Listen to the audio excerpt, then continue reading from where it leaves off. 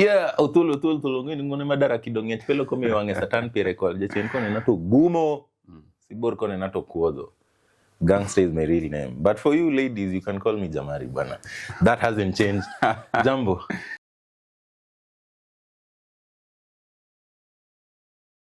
Totally different. We are doing, it's called Introduce the Show.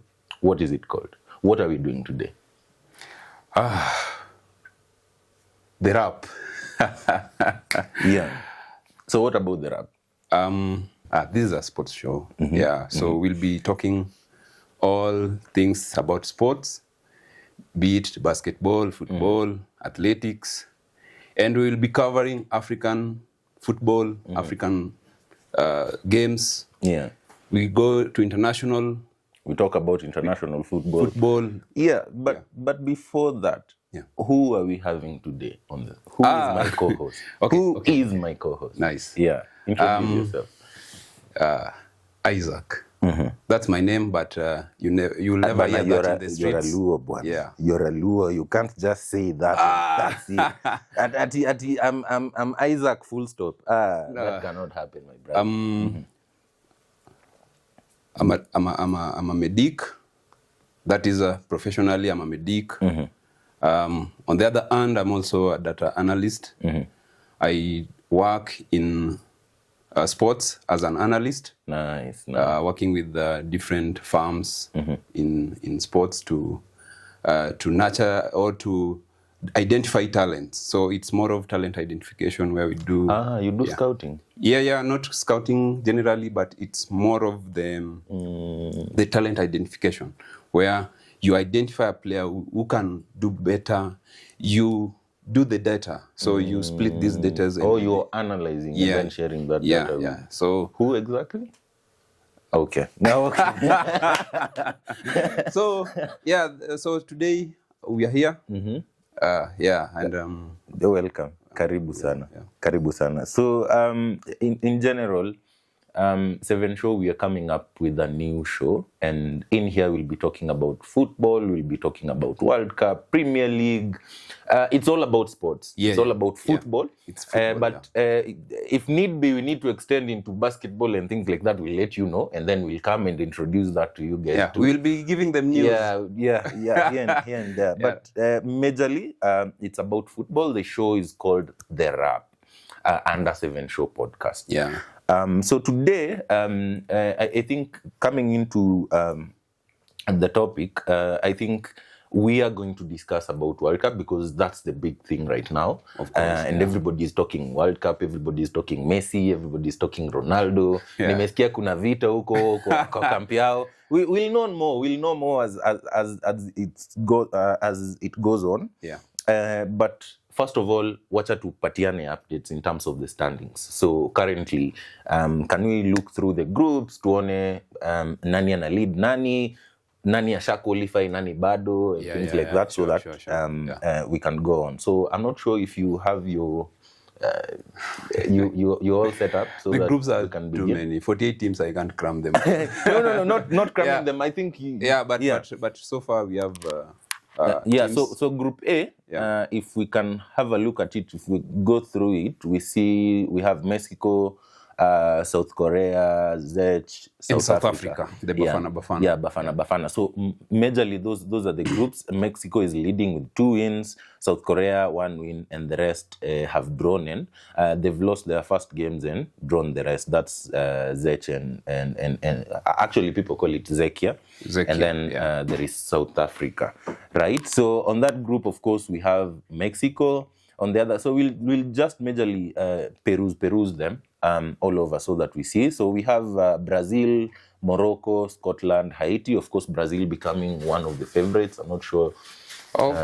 This time, they are a big name, so you can't write them off. And then, did you see the clip when Neymar was selected to be part of the squad? It was an amazing story. Yeah. Brazilians are the most passionate people. When it comes to a player being selected to play for the national team, they are the most passionate. You'll see those clips, players celebrating with their families.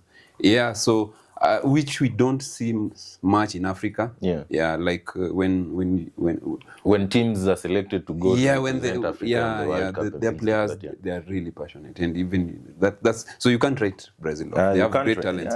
You can't really write them off. But Morocco is a team to watch. Morocco currently they have won one match and then they've drawn the other. Of course, Brazil also winning one and drawing one. Actually, in this group we have, of course, Scotland and Haiti too. But between Scotland, Morocco, and Brazil, it's still anyone's match. Currently, it's still anyone's match if you look at it closely, because it's 4 points, 4 points, and then 3 points. Yeah, so Morocco and Brazil are fighting for the first position, because whoever wins in that group, I think, will play the runners-up in the German and Ivory Coast group. Yeah, so I think Brazil should just do better to win that group. Yeah. So and then we have the hosts again. We have United States winning 2 matches. We have Australia. We have Paraguay. We have Turkey.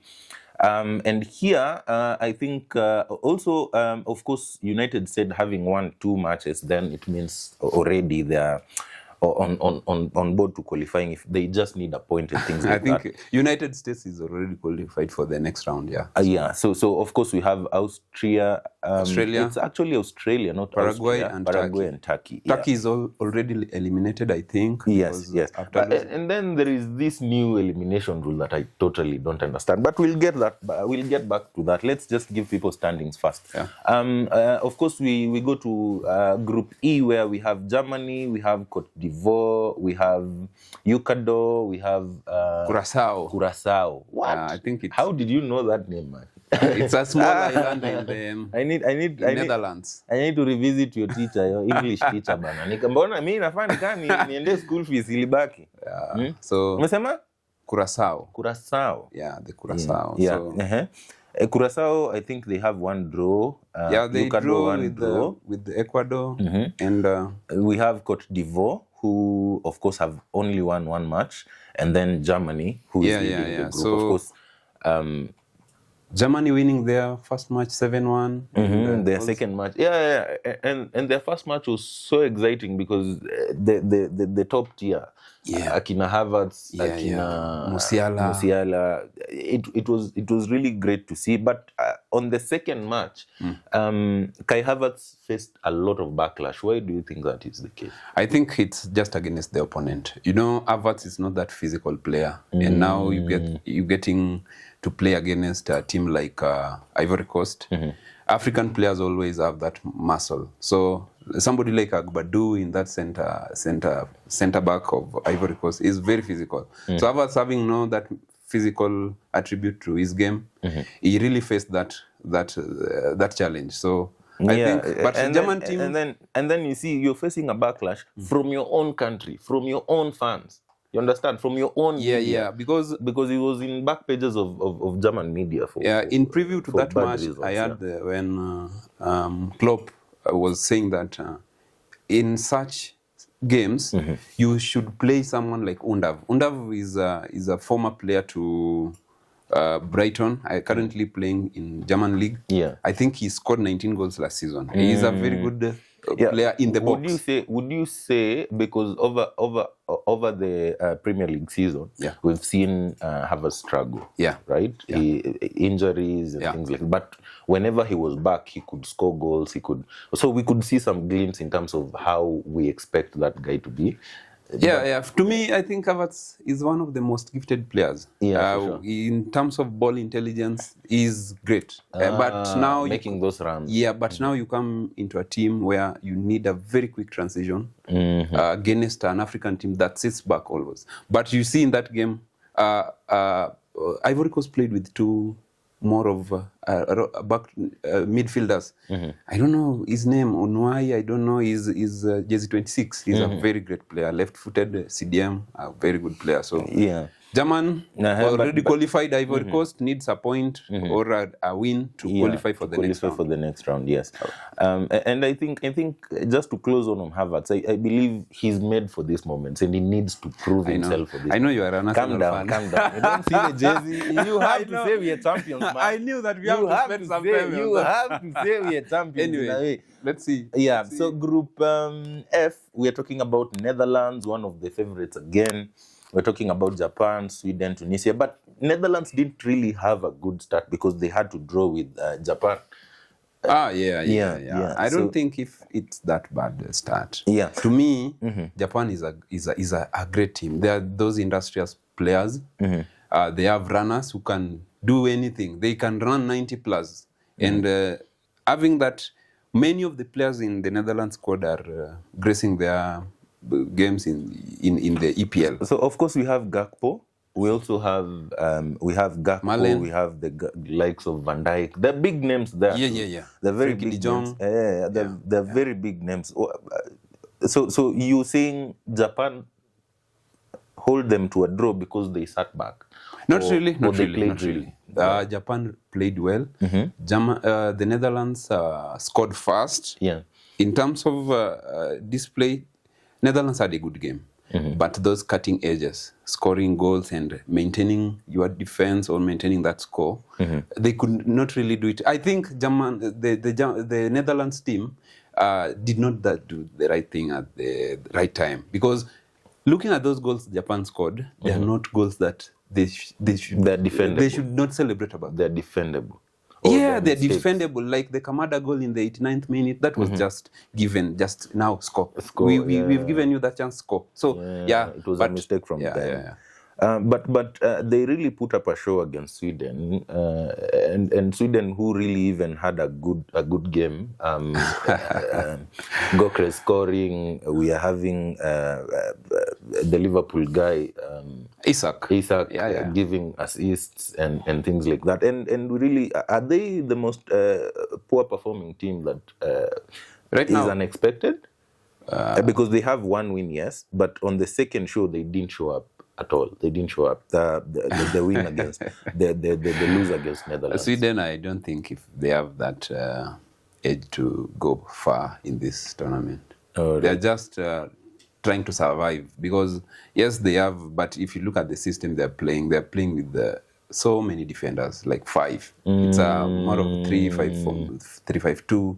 While on paper, defending it's 4-5-1. So. And now they are isolating their strikers. Havertz going farthest, and Isak. They're over-reliant on Isaac and Gyökeres. Yeah, so Isak has to come in as a playmaker, as a striker, as a second striker to play the ball. Yeah. So I don't think if they go far, already Netherlands and Japan. Netherlands already have 4 points. Of course, Japan is coming in at a close with 4 points. And then we have Sweden with 3 because of their first win. Tunisia losing 2, and therefore meaning that I don't think they're already eliminated, I guess. So Tunisia, they have conceded they already 8 goals. Because if they win, then they have only 3 points, and already at position 2, you have to have 4 points and above. So already eliminated. Sure. Of course, Group G, when we are looking at Egypt with their GOAT, of course, everybody knows him, the king of Africa. The king of Africa. Why do they call him the king?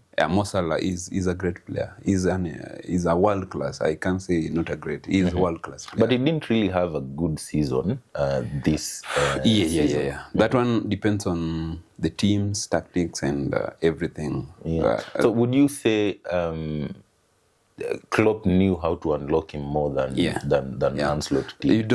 You don't put Salah in a position where he has to defend. Nice. Release him, but and put him near to the goal. But when you look at how Klopp used to play it, we had Alexander-Arnold, who's now a Real Madrid player, and then we had Salah on that wing. Yeah. They're not more so defensively. Would you say? But Arnold is a right back. Arnold is a right back, but that guy gives crazy assists.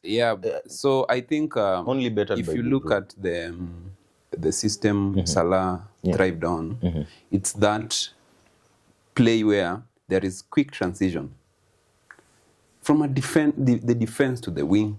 To the attack is quick counter. Yeah, it's quick counter, quick transition. Yeah. You don't go. have to maintain the game. Yeah. So Yeah. that's it, But here I'm seeing a lot of draws. Of course, Egypt leading the group with 4 points, Iran coming in with 2 points, Belgium.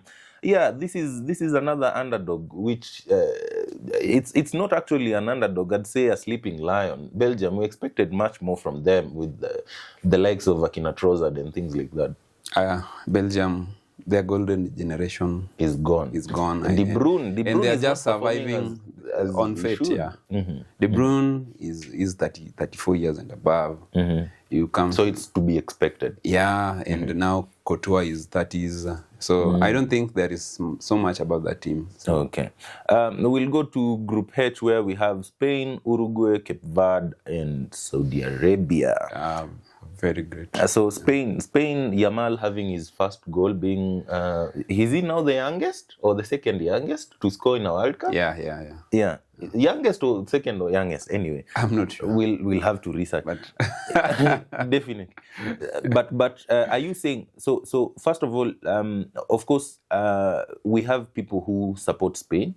Yeah, a number of fans. One of the favorites. What team are you supporting in the World Cup right now? France, the United Africa nation. Yeah, that's France. Oh, so France, of course, having put a good performance, and we'll look at that shortly. But would you say also Spain is within the top? Okay. The last Euros, I predicted Spain would win, and they won that tournament. And this time, I think there are the black ghost, like the ghost teams that you might think they are not there, but they are there. Depending on how they started the tournament, I don't think that would be a major concern because they have very great players who can adapt very quickly. Yeah, for sure. And I see a lot of draws, of course, Uruguay having 2 draws, and then Cape Verde also having 2 draws, Saudi Arabia having 1 draw. But it seems like the 4 points are enough for Spain to qualify.